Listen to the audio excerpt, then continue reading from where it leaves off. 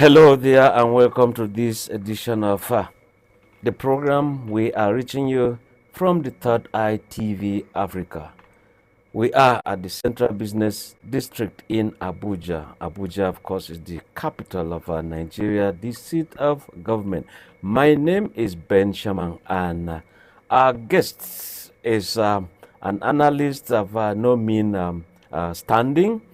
He's gone around this federation, and of course, he's also from the southeastern part of the country. The main thrust of the program today is security. We want to look at how Nigeria has fared security-wise 2025, and what will it look like when we're talking of, how Nigeria fared the last year 2024, and diving into 2025. How will it look like by way of casting our vision far and wide? And of course, this analyst is Ezekiel Uzo Chukwu. Sir, you welcome to the program. Thank you very much. And like I said, this is Third Eye TV Africa.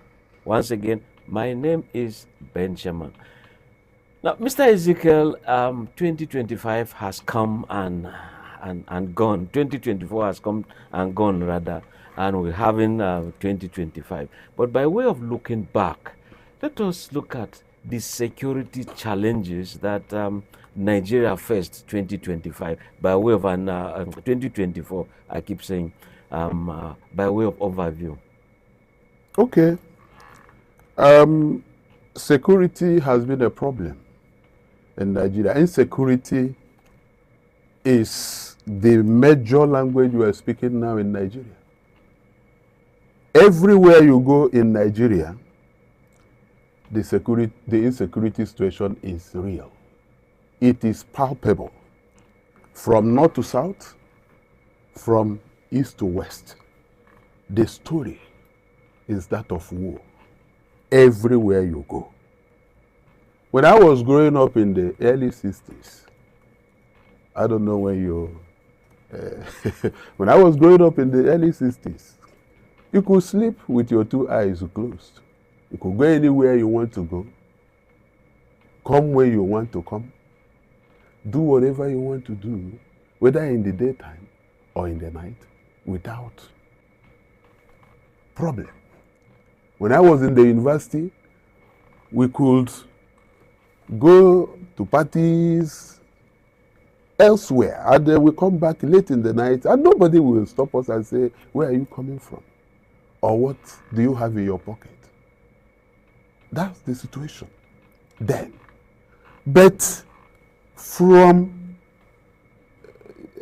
if you look at it, in the 80s, 90s, up to early 2000, yeah, we still had some good story.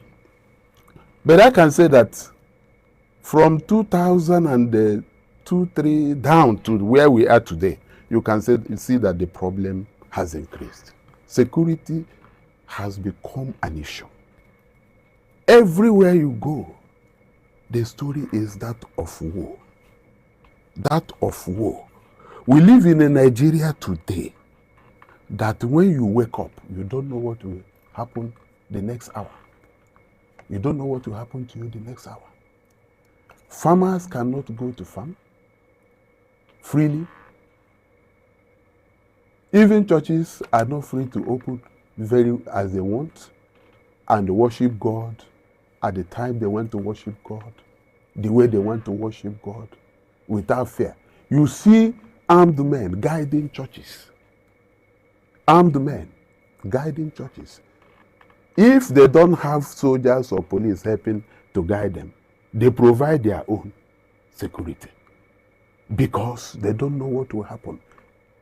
Bandits go into church, kill people, and walk out. They are not afraid. They are not afraid. But in the north too, they also kill, they enter some mosques. Mosque too. Initially, it started more with churches. More with churches. Bombing of churches, you can testify to that. They are bombing churches here and there, bombing churches here and there. And the Christians were crying. Now, it has spread to the mosque. are bombing mosques too. Then we're asking ourselves, how did we find ourselves into this type of situation? Yes, exactly. What's that? That's the question. How did we reach here? How did we reach this? How did we find ourselves into this situation? I will tell you that it started gradually, and we seemed not to be paying attention to it, and it kept spreading. When they started little by little bombing churches, you start hearing explosions. You knew when explosions were being, you hear explosions in Nyanya, in Abuja. You hear explosions here and there. That's when we would have begun to find out where these things are coming from and deal with them squarely. I could remember the former head of state, was it General Abacha, who said that if insurgency lasts more than, is it 24 hours? He said that something is wrong somewhere.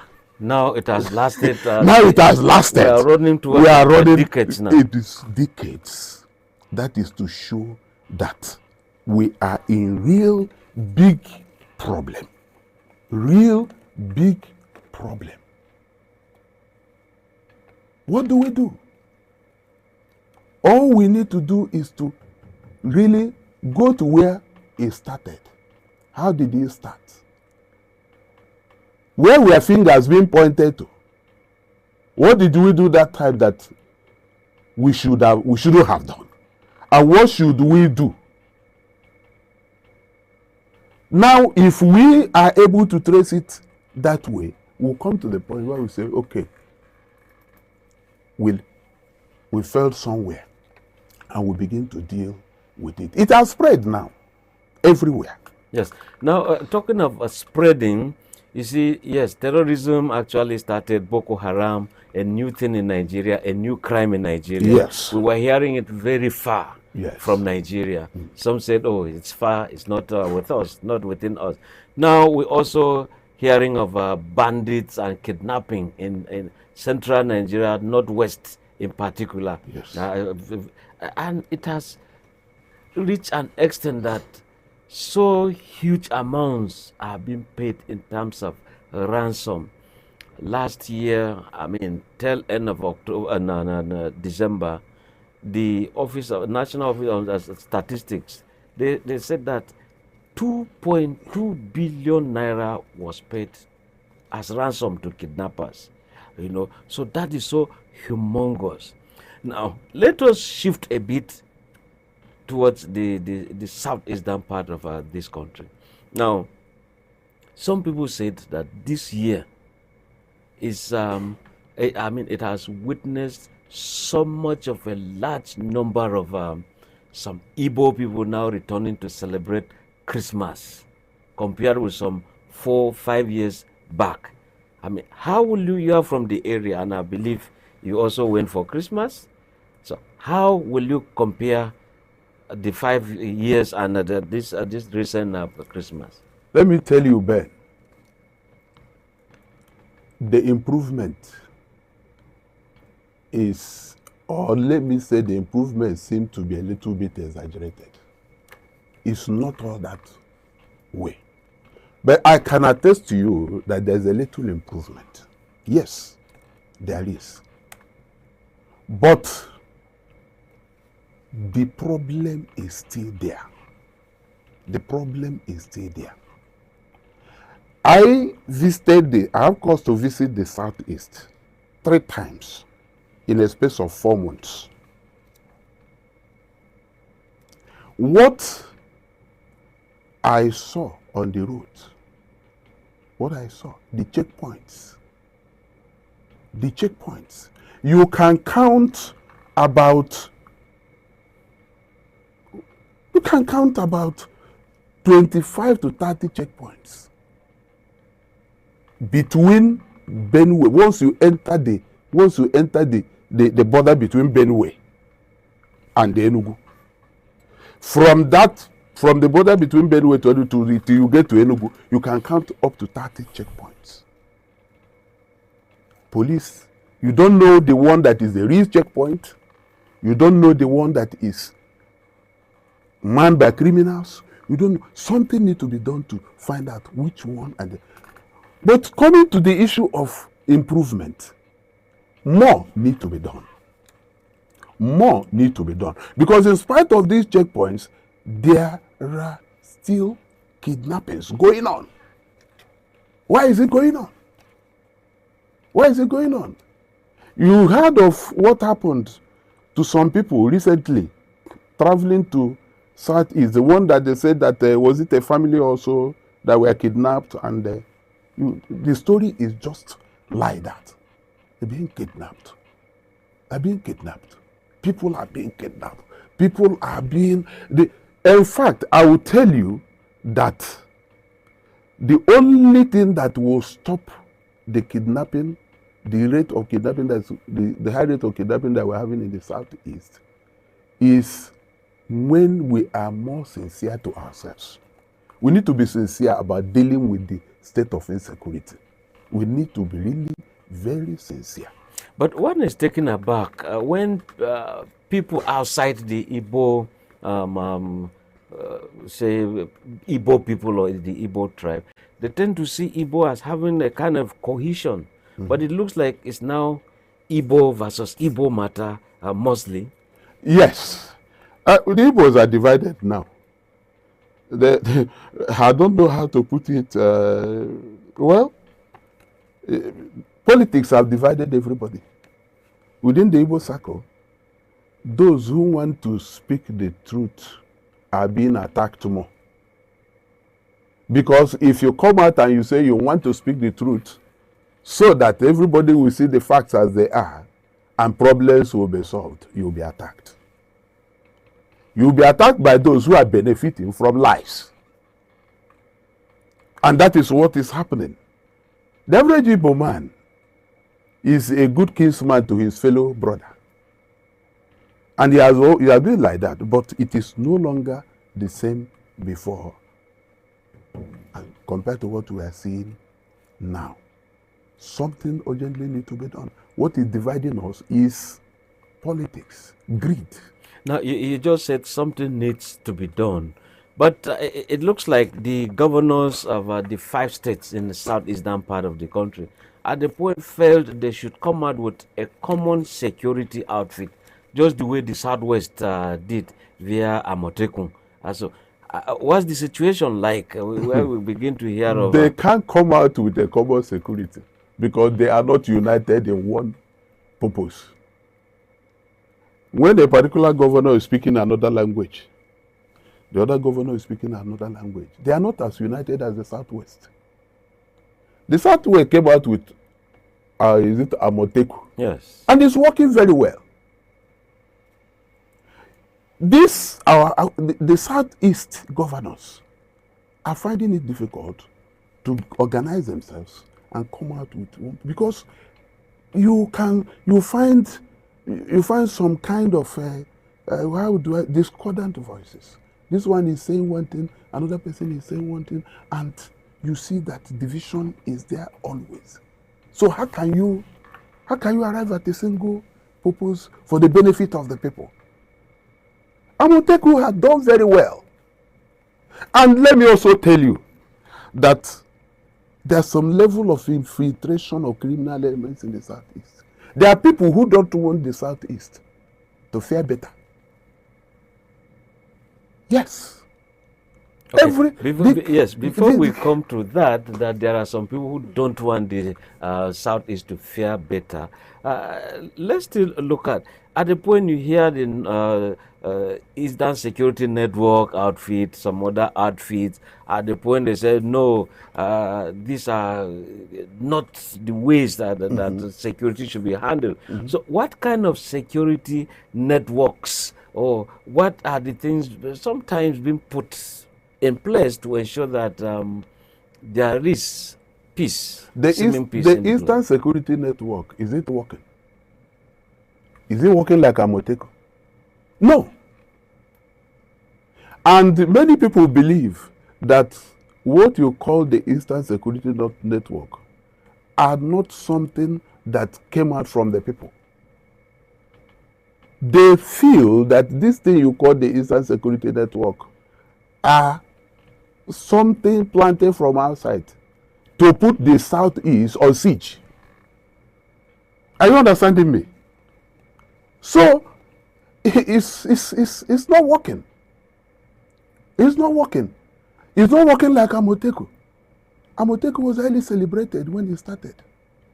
And it's working well, funded well. The people are happy with it. But what kind of security network would you have that will prevent your people from going to work to look for food? Exactly where I'm coming that to now. Is the issue. You find out that there's this sit-at-home order. That is the issue. That once Nnamdi Kanu is supposed to go to court, that day is declared a work-free day and nobody must go out. But Nnamdi Kanu has said he is not part of it. Haven't you heard it? I've heard it, and that's why the some man people said, get worried. He said he is not part of it. What kind of security that will kill your people? What kind of security that will prevent your people from going to farm to look for food? What kind of security that will go to school and shoot people that come to school on Monday? What kind of security that will go to market and kill market women that came to eke out a living on a Monday? What kind of security do you call that? What kind of security? It is not it is not the security that evolved from the Igbos. Many Igbos believe that they are on siege. They are on siege. Can you imagine the amount of resources being wasted in the Southeast? How much money is being lost every week by sit-at-home? Sometimes you are talking about every Mondays on public holidays. Sometimes they just declare holiday and say Nnamdi Kanu is going to court or so and so there will be no work. What kind of security that will go to prison and bomb the prison and kill people? And security agencies and the security agencies are there. What kind of security? But they've also been a victim. They've been also been attacked. They have been. Look, let me tell you. Something is happening that many of us don't know. And I believe that there are people who know what is happening. And one day history will judge them. One day history will judge them. Because it is only in the East that this is happening. It is only in the East that this is happening. Have you seen a situation where anybody declare their work-free day in any of the Southeast states and say nobody should go to work? How will it work? Southeast, no, maybe some other states. Southwest. Okay. In the Southwest, somebody will say nobody will go to work and everybody will sit at home. The question is, why are they being obeyed in the Southeast? Why is government allowing such orders to be obeyed? Because if government doesn't want it to be obeyed, it will not be obeyed. It is the government that sets the rules. It is the government that decides what will work for its own people. Now, what do you say of Simon Ekpa, who is always claiming to be the prime minister in exile or something? At the point he's been arrested in Finland. Now, he gives orders in a safe place where people are being killed back in Nigeria. Frankly speaking, I don't really understand why an individual will be somewhere in Finland dictating what is happening in a place like Imo State, and what he is directing and dictating is happening. Don't you think that Monkey hand there? Don't you think that it is like the voice of Jacob and the hand of Esau? Why is he succeeding? Don't you think that somebody is encouraging him, or a group of people, or some? I mean, how can Simon Ekpa be in Finland directing the affairs of Igbo people? And they obey. And they are obeying. He has made himself a government. And they are obeying. What kind of thing is that? What kind of confusion is But that? do you think that the arrest of Simon Ekpa will bring some succor, some solution to this? First and foremost, I want to tell you that the arrest of Simon Ekpa may help. Because already Simon Ekpa had denied that he is not prime minister of anywhere. You had it. He said it. He denied it. And by denying it, he's trying to distance himself from the accusations. But he has been the one that has been issuing the orders, and our people are obeying. And our government in Imo State, Abia, the whole of the Southeast, are not doing much. That's Enugu, Abia, Anambra, Imo, Ebonyi. How can 5 states be obeying one man in Finland? Why don't he come to Nigeria and stay in Imo State and be giving the orders, and let's see what will happen? But he's doing it there, and the people in Imo State, there's confusion. But my problem is, why is this confusion being allowed? Is it for the benefit of Igbo people? No. Why are the people of, where are the Igbo people? Those we know that are the voices that when they speak we obey them. Why are they coming out? Why are they not coming out to say, we can't take this anymore? It has gotten to the state where we can say we cannot take this anymore. Why are we taking it? Because there is something that you and I don't know that's happening. Yeah. Now, the Nigerian government, Ministry of Foreign Affairs, Ambassador Tuga, the minister himself, then you also have the Chief of Defense Staff, General Christopher Musa. They all have the opinion that Simon Ekpa should be brought to Nigeria for trial here because the offenses are committed in Nigeria. So how do you see this playing out? The offenses are committed in Nigeria. Well, it depends on their relationship, bilateral agreement with Finland. Do they have such? From what I read, I understand they don't have such bilateral agreement with Finland that will make such orders effective. But if we are obliged and he is brought to Nigeria to face trial, I think it is proper that he should be tried. Yes, people are being killed. People have died. Hundreds of people have died. Let him come and answer questions as to why these people are dying. But truly, Mr. Ezekiel Uzochukwu, one is taken aback. Why is it that people simply choose to obey this man? Let me tell you, I don't think that people choose to obey this man. There are people, a lot of people here and there, being funded to cause trouble. When he gives that order from there, criminals hijack that opportunity and then use it to cause trouble, and it seems as if nobody is doing anything reasonable to stop them. People are not obeying them, but people are afraid. People are afraid.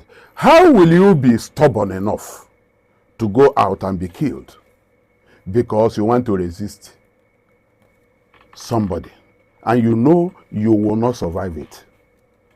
When what it takes only 2 or 3 or 4 people to die and others will. You know an Igbo man values his life. No Igbo man, no, the Igbos value their life. They don't like to die like chicken. When you kill one person, the rest they'll be very careful. It's not as if they're obeying the orders.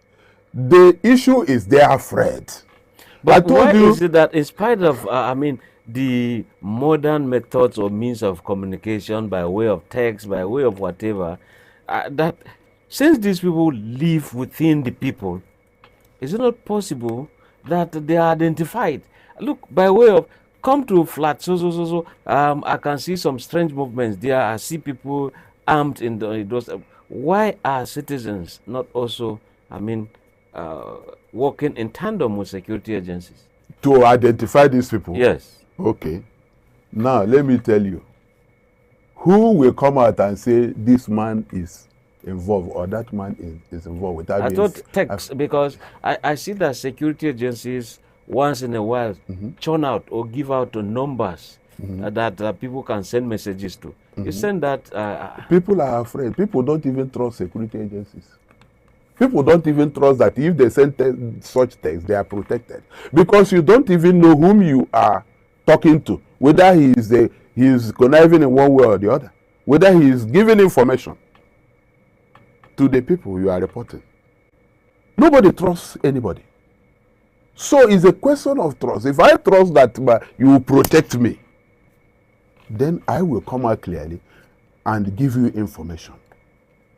People don't trust that when they give out information that they are protected, whether by text message, by phone call, or whatever. They are not sure that they will not be exposed to attack. Because you don't know who is receiving that message. You don't know what he is going to do with it. Okay, let me ask you the question. You read in the newspaper some times ago when lists of people were published as people who are conniving with criminals, bandits, kidnappers. In some cases where their money is laundered in the banks or whatever, were listed out. Did you hear any other thing after that? Did you hear any? Ben, did you hear any other thing after that? Have you ever heard that there's an investigation going on concerning these people that were being mentioned? Published? You read it? Well, probably because there's this thing they now call plea bargain. Sometimes they catch people. Yes. They give them what they call soft landing. Soft landing. Okay, this money that you have, you will realize that you got them in a very terrible, bad manner. Therefore, give it to us quietly, and therefore they go into what they call null prosecute. They will no longer prosecute you, so to speak. It's there in the law. But again, still looking at this insecurity thing, if you look at the broadcast by President Tinubu and even his media chat with journalists, there's the belief that there's going to be state police.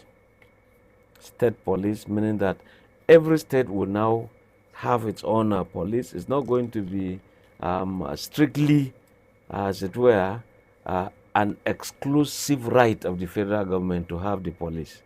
As just like we have hospitals owned by federal government, hospitals owned by individuals, hospitals owned by state governments, hospitals owned by even local governments, clinics, for example. So when it comes to the police force itself, they want to do it in such a way that every state can now have some state police. A governor will ensure that they have passed a law at the state assembly. Do you see this as, first of all, what's your take on the creation of the state police? State police is what we need. But let me tell you, all these things we are doing, state police, so what will work is a total return to regionalism. Complete return to regionalism. that is what is going to work. These are half measures. A complete return to regionalism is what is going to save Nigeria. That's exactly what is going to save Nigeria. So and before then, let me come back. Okay. Before then, there should be an amendment of the Constitution. If you don't amend the Constitution, whatever you are doing is half measure. And you can't even return to regionalism without amending the Constitution. I hope I'm right. Yeah, sure. You must amend the Constitution, then you can return to regionalism. Because it is enshrined, in the state and the Constitution, the number of states we have. So how are you going to, how is the state police going to function without an amendment of the Constitution? How is it going to function? It is, I call it half measure. I call it half measure. It's going to bring a modicum of what I may call, we may experience some measure of relief. But it is not going to solve the problem. Now let me tell you one thing about this state police we are talking about. By and large, governors will hijack it for their own personal purpose. It's supposed to work.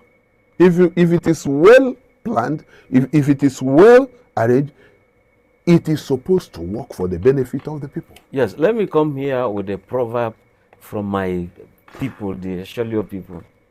They said, the fact that someone is dead in a stream does not mean that the entire community should not drink water from that stream.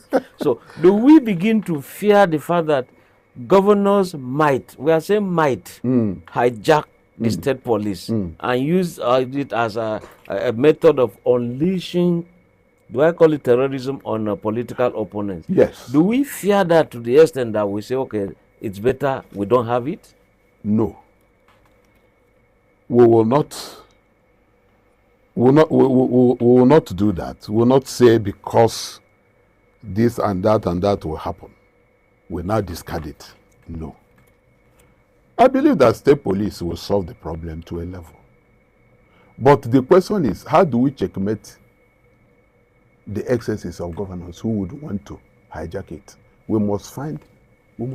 Yes, so how do we do that? Okay, why don't we also look at what is happening at some other democracies? Since we said we are copying America, so to speak, they do have levels of this police.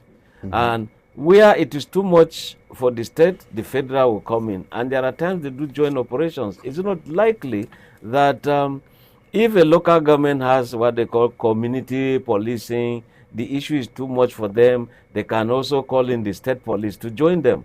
And if it is too much, I mean, they just call in the federal. Is it not supposed to work like that? Yes, it can work. You know, the problem with us is that we don't copy well. If we want to copy America, let's copy all that is good from their system, and not the one that will suit us will copy, and the one that will not will leave. Let me tell you, the best way to deal with security problem all across Nigeria, not only in the south, is everywhere, is to involve the locals. The locals. You mentioned it here. The communities. I traveled, I came back just a few days ago. You notice that when ceremonies are going on, some people employ the vigilante, the locals. You see them with their machete and then guns or whatever walking around. Until that event is concluded, you see that there will be peace, no problem. So no problem. Why don't we simply borrow from that idea? Because you see that virtually every state has a kind of a security outfit. Yes. To assist in terms of protecting the people of property. Let me tell you, I will say that instead of the state police, let's evolve this local government policing, or is this police or police or the locals? Locals organize themselves very well. The chief of every community will be accountable. You know very well that if things are going wrong and you call the chiefs to come and testify, they are likely to deal with it squarely because of the fear of what their people will do to them. Now, instead of saying state police, why don't we involve the locals and empower them? Go to communities, organize local governments into communities that will be well funded. There are youths looking for jobs. We get them, equip them. They know their environment very well. They even know the criminals around. When we do that, you will see that things will begin to work well. These people it may not be very easy for the governor to, put all of them under his armpit. It's not possible. It's not possible. Because every community will want its own community to be secure. Then you bring them together. Do you understand? They will be collaborating with the police. And when they collaborate with the police, you see that information given by these people is likely to be authentic. Because if I remember and I give information to police, I will not be afraid of what they will do to me because we're already working together. This is Ezekiel Uzochukwu, an analyst, international and national issues in Nigeria, and my name is Ben Sherman. We are getting very close to the end of this interview. So the next 15 minutes, let's begin to look at security agencies and their roles in terms of ensuring that there is peace or there is security in the southeastern part of Nigeria. At the start of this interview, you said the southeast is under siege. So, in other words, you are saying that it's over-policed or something? Ben, let me tell you, the number of checkpoints, the number of police checkpoints you have inside every state in the southeast and on the roads linking them to other states is like 50% of the whole police force in Nigeria is deployed to the southeast. It's abnormal. People are being killed every day, abducted. In fact, I had one of the honorable members shedding tears that he can no longer go to his village, that he can't travel because of insecurity. Meanwhile, traveling to northern roads, you can move up to 500 kilometers without a single checkpoint. Why? Meanwhile, in the southeast, every checkpoint, every 3 minutes, you see a police checkpoint. Every 3 minutes, you see a police checkpoint. Every 3 minutes, you see a police checkpoint. Why? It shouldn't be so. Let's distribute them equally to every part of Nigeria, especially to where these bandits are located. Look, some part of the north are paying tributes to bandits. Haven't you heard it? Yeah, around Birnin Gwari areas in Kaduna State, some of these bandits at the point want farmers to pay some royalties. They have taken over. But one is also worried if we have this kind of, let's call it the siege you're talking about, too much policing, yet we are finding it hard to control security or insecurity in Southeast. Yes, What is the issue is that say that the question all for security. Which of these people we call securities are truly security men? Law enforcement agents. I believe that some are criminals.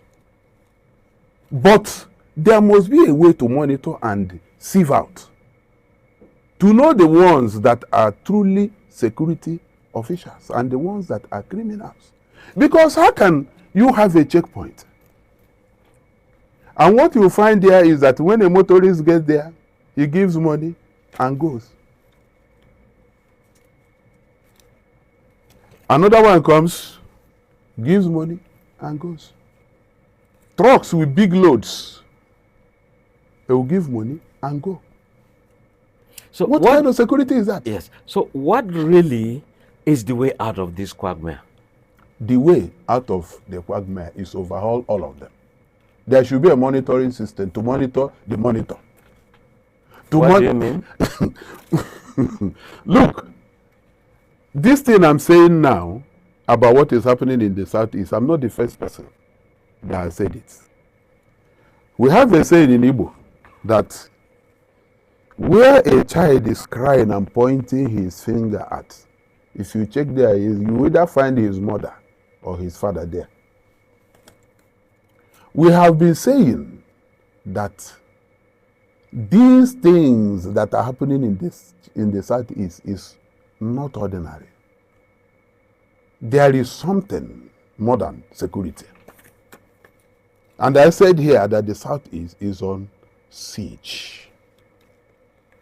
The way out of it is to overhaul the whole security system. Look at their profile. Check them. Know the ones that are truly for security and the ones that are not. When you, if government is very sincere and check all these security checkpoints and whatever, you will find out that some of them are illegal. Now, okay, let me finish. Why is it some of them are illegal? You remember that sometimes some of us that witness Abacha regime or whatever, there was a time some of these things were happening. A kind of task force was constituted to check the people on the road. And these people used to be on plain clothes.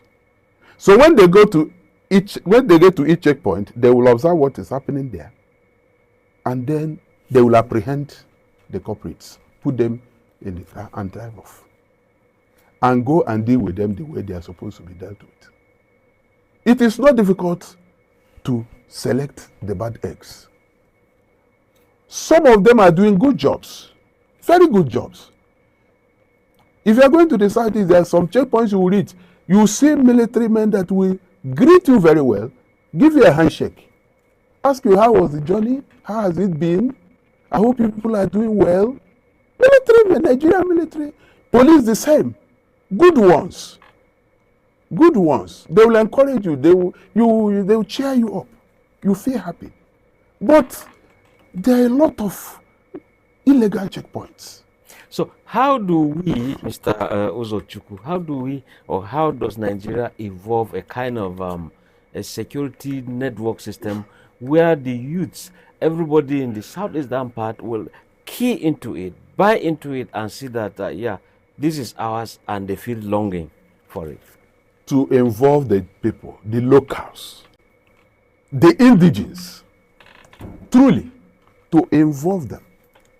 When you get a lot of the youths who are jobless now, when you get them together, train them, tell them what they are supposed to do, and the implication of not doing it, empower them.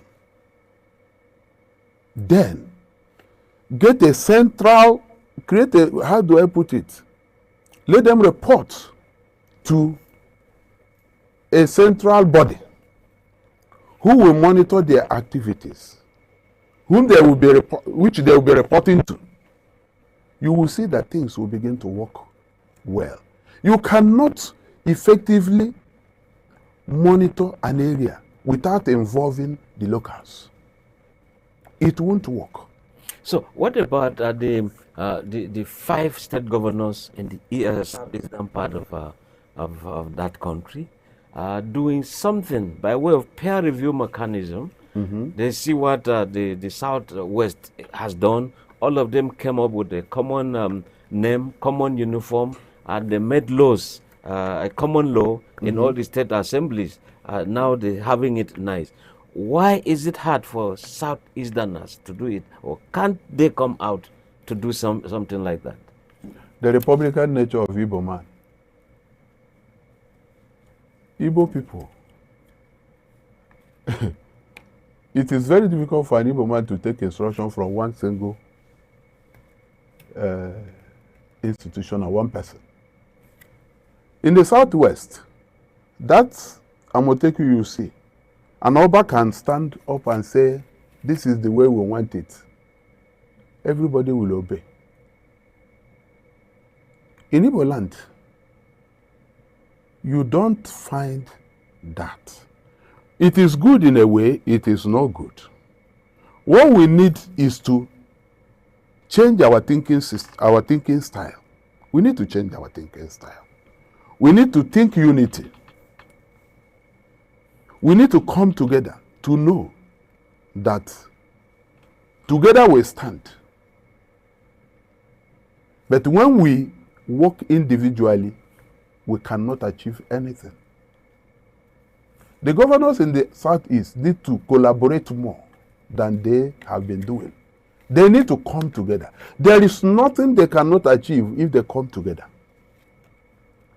The 5 governors of the Southeast can turn the whole of Igbo land into Japan.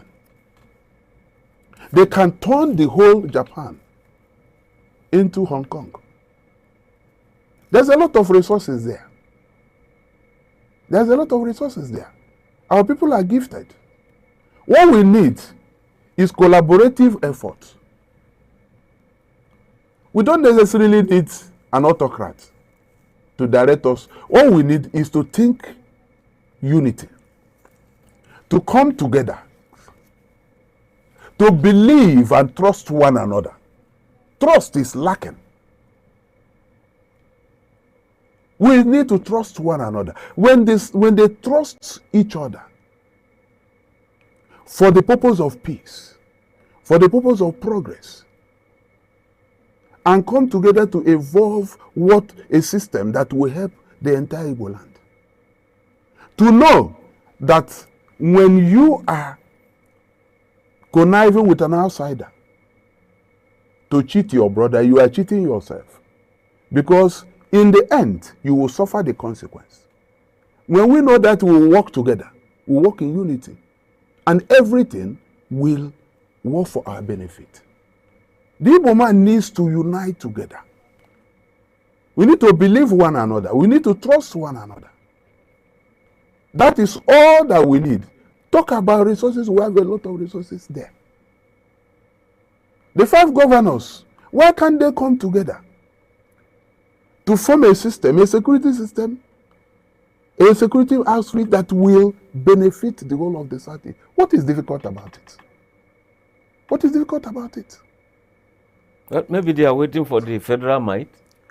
The federal might cannot help them. The federal might cannot help. Federal government, you had our president a few, was it his inauguration speech? I heard where there was a particular broadcast debate where he said, free lunch is over. You heard, he said, free lunch is over. We must come together to solve our problem. Federal government cannot do everything. Federal government is overwhelmed. Can't you see it? The federal government is overwhelmed. They can't even look. The problem is too much. We need to look at the problems one after the other. Now come together in unity and begin to think how to deal with them. And we can do this if we involve the ordinary man that we are neglecting. The people in the village we are neglecting. The locals, the communities that we are neglecting. These people, they know a lot. They can do a lot. If I tell you what hunters are doing in Imo State, you'll be surprised. Hunters. They chase away these criminals, these bandits. They go into the forest, comb it. They go into the forest, comb the forest, and they drive them. Look, when you get these people and empower them very well, you will see that there will be change. So, one final question. I'll put it this way.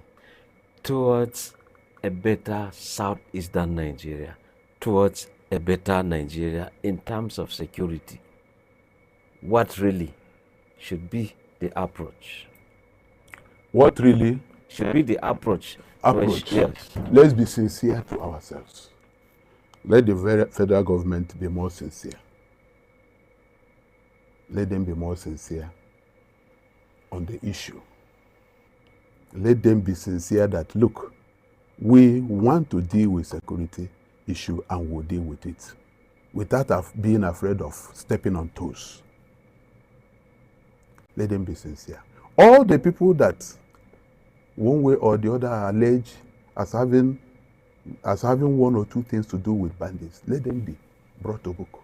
At least let them be investigated. And let us know the outcome of the investigation. That is the beginning. Another thing is, those people that we are respecting because of their political affiliations, the big people, who we know that we can call them to order, let's call them to order. When we do that, security will improve. Secondly, let every governor of every state be sincere to deal with the issue of security. Let every governor monitor deeply what is happening in his state and be sincere to solve the problem. There are so many people who are supposed to be dealt with that are not dealt with because they are in the good books of one governor or the other governor or the president. So, in other words, the law is for everybody. The law is for everybody. Everybody must be kept or put on the same scale. Same scale. No preferential treatment. There must be equity, there must be fairness, there must be justice. If there's no